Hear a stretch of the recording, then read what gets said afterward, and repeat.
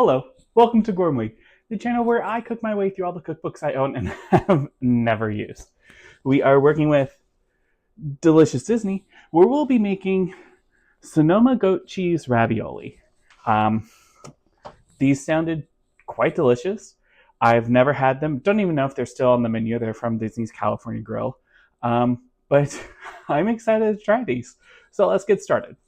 So we're just gonna get some stuff pre-prepped. A couple of the extra ingredients. This here is some tomatoes that we blended. We blended yesterday, and we have sitting in a mesh sieve with some coffee filters, and we've been letting it drain, and we're letting it drain some more. But basically we're making, like, can you see it? A clear tomato broth. So yeah, that's how that's going. I'm not sure how much we'll get out of that, but we're going to try our best. It's time to make some roasted garlic. This is for roasted garlic puree. I have my garlic clove here. We are going to, it says to cut off the stem and top third of the whole garlic head. So we'll just guesstimate that maybe this is the top third. That's a big clove of garlic in there. Look at that bad boy. Wow. Our oven is preheated to 400, and we're going to stick this on this little tray with aluminum foil. I am going to cover it in olive oil. It says to drizzle. I think that was more of a pour, but whatever. Here's this, and then we're just going to wrap it really tightly and stick it in the oven at 400 for an hour. And then probably like an hour and a half since we did the garlic. This is what she looks like. Maybe a little burnt, but it smells so good. We did let it cool. Now we're going to go ahead and get our cheese mixture ready. So the recipe calls for a pound of soft, mild goat cheese crumbled. So I just got this from Publix. It feels soft. I'm assuming it's mild. Not really a clue, but we're going to go ahead and get this open and crumble it. I think I'm just going to... What if I just do this? Is it acceptable to just crumble it in the bowl? I don't see why not. Okay, there's one.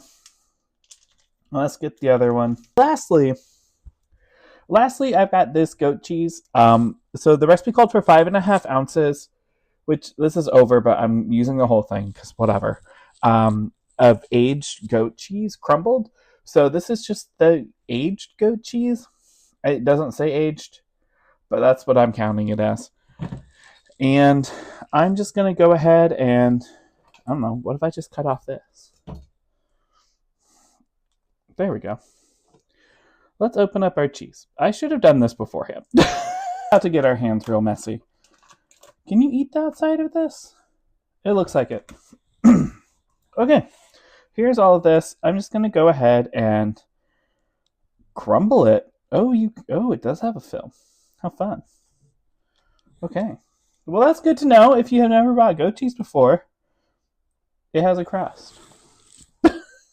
That's not the right word. Okay, so this is a lot harder to crumble than I thought. This is a hard cheese to crumble. I thought, like, it's hard. Like, obviously it's not a soft cheese, but I'm really struggling. This is going to take so much longer than I thought. It'd be, I didn't think that the goat cheese would take me down, but it might be the thing that takes me down.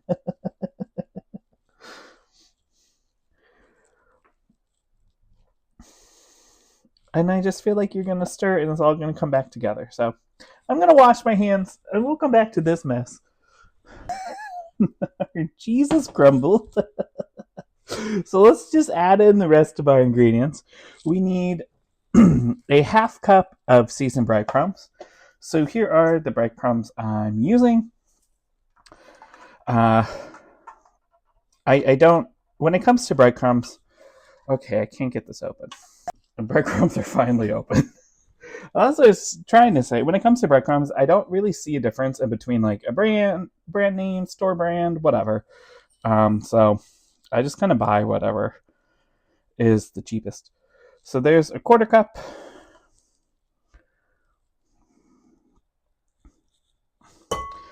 There's a half cup. And now we need 2 tablespoons of store-bought basil pesto. So I'm trying this for the first time, which may or may not be smart. But it's this Rouse homemade basil pesto. It was actually on sale, so that's why I'm doing it. The store-bought basil pesto, you kind of always got to stir it. There we go. So we need 1 tablespoon. I'm doing 2 heaping tablespoons. I'm fine with that. If it's a little extra basil-y, it's a little extra basil-y. And then I need 2 teaspoons of olive oil. So we're using the same olive oil from before. And I'm going to say that's 2. It's always got to be quiet when I'm measuring 2 tablespoons. No, that was teaspoons. No, that was tablespoons. Oh, we were supposed to do teaspoons. Yeah, too late now. And now we need 2 teaspoons of our roasted garlic. So the recipe says that this makes about 2 tablespoons. So I'm just going to kind of mush and see what comes out. I'm trying not to get the skin.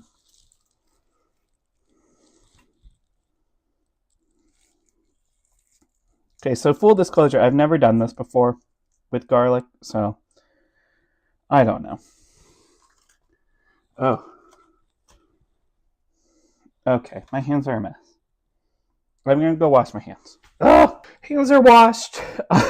I think that's maybe 2 teaspoons of garlic. I don't know if that's right, but I'm just going to go ahead and mix this together. Oh, I forgot salt and pepper. I should add that before I forget. Let's do some pepper. I don't know how much. That feels pretty good. Let's do some salt. There we go. That'll be fine. And now we mix this together. This is going to be interesting. The garlic is not spreading like I thought it would. Oh, I've lost some. This is just really chunky, and I thought it would be more of a paste. I don't know why I thought that when the cheese is supposed to be crumbled, but yeah. And I'm not so sure. Oh, we got a big chunk of cheese here. Let's go ahead and crumble that. And I don't know if I did the garlic correctly. I followed the recipe from the book, but you know, I feel like it's just clumps of garlic and not actual like it's not spreading throughout the mixture like it should. So I you know, that's probably user error, but we don't know for sure. Okay. That seems pretty well mixed for the most part. So now we are ready to assemble our ravioli. And what I find interesting, and the reason I picked this recipe is because you use egg roll wrappers for the ravioli shell. So, you know, that'll be interesting. But basically, oh, I forgot one thing. I forgot to make an egg wash. Let me make that real quick. And we're back with our egg wash. It's just an egg with a tablespoon of water. I've got the fork in here to whisk it, and I've got the spoon to spoon it on, but we're going to set that to the side. And we're back. So we get our egg roll wrappers. The recipe says to lay out 8 egg roll wrappers and brush each with the egg wash. So let's go ahead and count 8. I'm just taking out a handful. This seems like it wants to be the natural handful. So, okay. Well, I broke one. I just need a stack. In total, you're supposed to use 16 egg roll wrappers, which is less than what the package says. But that's okay. So, hold on. Let's get these guys ready. We need 8 egg roll wrappers. We're not going to be able to fit 8, but we can fit 4. I don't know if I can't imagine that that's going to make much of a difference. 4 versus 8. Okay. So we have egg roll wrappers. And then we brush each with the egg wash. Okay. I broke my brush, my pastry brush the other day, so we are using a spoon. This is probably why they say brush. Because the back of a spoon is not a substitute. But that's fine. Just, we're going to do it. We're going to do it. I'm determined. We did that. Okay, so we've egg washed our egg roll wrappers, and now with the sharp knife, we mark each wrapper into 4 squares. Taking care not to cut all the way through. Well, that's going to be hard, but okay. Oh, we definitely cut all the way through. Whatever, okay. I should probably move that. This is, I can't even see my marks. I wonder if they're coming up better on camera. I wouldn't know. Oh, I cut through. Okay, well, we've cut through these. Okay, we cut through those 2. I don't even know if you can see that, honestly. But now we place about a tablespoon of the goat cheese mixture into the center of each square. Oh, we're folding these on top of each other? I get it. Okay, so the 4 egg roll wrappers in the middle of each square is going to have the filling, and then we're taking the next 4 egg roll wrappers and we're laying them on top. Okay, I can do this.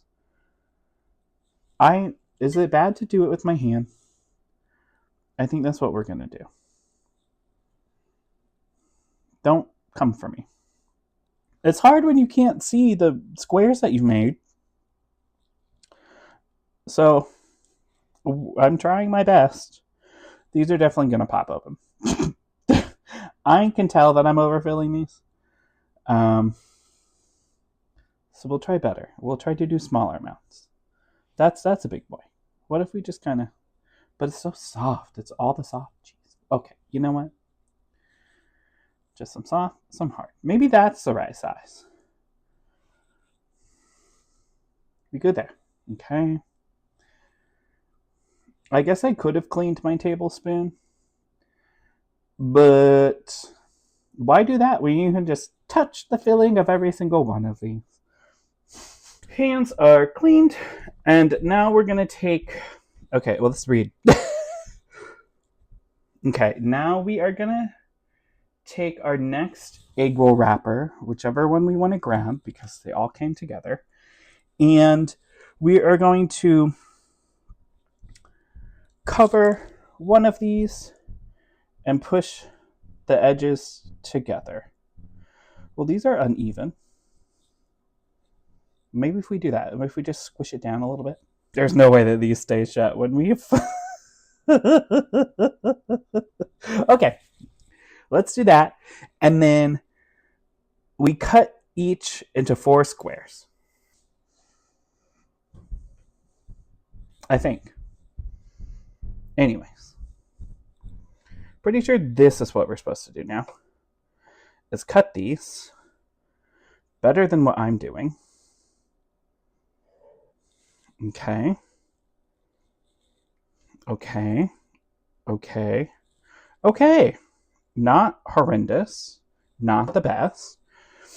And then we press the edges together. Okay. So I'm going to say like this. Do I think that this is 100%? No. But it doesn't look terrible. We're definitely going to be boiling these in batches. But this is what a ravioli looks like. I'm going to set to the side. I'm going to finish with all the raviolis. Who knows how long that's going to take. But I think we're on the right direction. And okay, so I just wanted to show, maybe this is the second round I'm doing. I'm still filling them with my fingers, but what I am doing, so I really had to think about that, is I'm doing less at a time. And I think that's going to help. And I'm kind of squishing down the filling. Let me get another little bit. Let's maybe a little bit. Okay. And then I'm just kind of like squishing the filling down more. I think this is going to help me. Maybe just a little more on that one. I'm really trying. I want this to work. And then what I'm doing is taking this top one and I'm laying it and kind of like smushing it in place and then cutting it. And I kind of did that a little bit on the last of the 4 that we had originally. And then I'm just taking it and I'm squishing out anything here, trying to get out the air and stuff. And then this is a ravioli. So I think that works a little better than what I was doing before.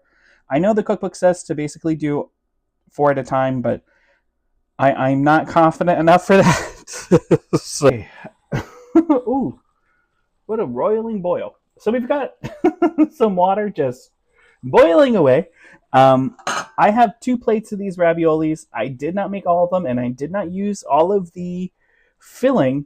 So we're going to see how this goes. I'm hoping this works well because I think using the egg roll wrappers instead of making your own pasta or anything like that is definitely an interesting way to go about this. But I'm going to do my best to not make an absolute mess everywhere. So I'm just slowly lowering these in with my little slotted spoon here. And I'm trying to pick ones that don't look like they're ripped. Is this one ripped? No. Okay. And the recipe says you're going to cook them for like 1 to 2 minutes, and that's it. Which tracks for like fresh pasta. But the only other time I've made like raviolis, I definitely had them split literally everywhere in the water. So I'm hoping this doesn't happen to these, but we'll see. But I'm going to let these cook for a little bit, and then I'm going to go ahead and put them in the bowl. Here is our our clarified liquid for the tomatoes. I don't know what this is called. A tomato broth. There we go. I had to look at the recipe. This has been going for over 24 hours now. Just the blended tomatoes, the salt, and it's been dripping the water. So that's what we're going to serve these guys with. It has been just about a minute. So I'm going to take these out. And I'm just putting them in this dish for right now. That's what I'm going to try it in. I'm only doing these 3 so that we can try. And then I think they cooked nice. If we have a problem, we'll try them a little differently. I think, you know what's going to go a long way? I think to like sprinkle these with a little bit of salt. And then let me just take our tomato broth and spoon it over. Okay, so here's my first problem with this. And it's not really the recipe, it's more so the picture. So this is what mine looks like, right? Sure, not the best, but I'm doing this at home. Let me just... This is what the picture looks like. I'm on the wrong side. Can you see how colorful that is? Like, that looks totally different than mine. It looks like they might have some oil in it. They definitely topped it with like cheese and basil and tomatoes, which I am not doing because I don't have any more of those things. Maybe they definitely had strips of basil. I'm going to go ahead. Oh, that's probably too much. Some dried basil. But we're going to let this sit, change the camera angle, and we're going to give this a try. Okay, so here we are. This is what our raviolis look like. You saw me plate them, so I'm not going to go too far into that. It's just about giving these a try. It definitely smells really basil-y because we added that basil on top. So maybe that's wrong, but I'm just going to go in and take the whole wonton wrapper. Oops.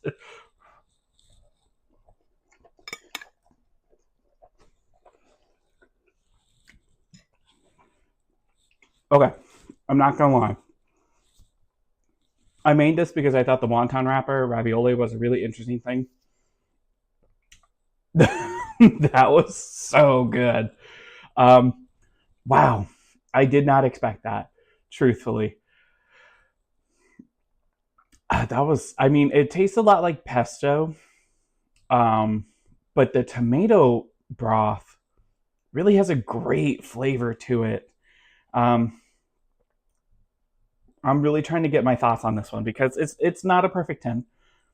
And that's really, even though it was easy, I think the cheeses were expensive to buy. And the tomato broth, if you choose to make it, it is an optional thing. It took more than a day. It was probably like 26 hours or something total. And it did say to do it in the fridge, and I had mine in the fridge for overnight, and nothing was really happening. So I took it out and put it on the counter because it is cold out. So my house wasn't really hot. And that did the trick. That made all of the tomato broth come out. But I gotta say, I really, really like them. So do we think if the flavor is really good and they were easy to make, but it's hard ingredients and that tomato broth, which is optional, takes so long, I think an 8 is a really solid and fair score. I would also, if you like goat cheese, I really would recommend you make these. Yeah, I'm pleasantly surprised. Truthfully, so happy. I think using the wonton wrappers or the egg roll wrappers, I think I've called them wonton 8 times, but the egg roll wrappers is a really interesting substitute for the pasta dough and something that I will remember for the future when I don't want to make my own dough and I want a shortcut. But I'll see you guys in the next one. Bye.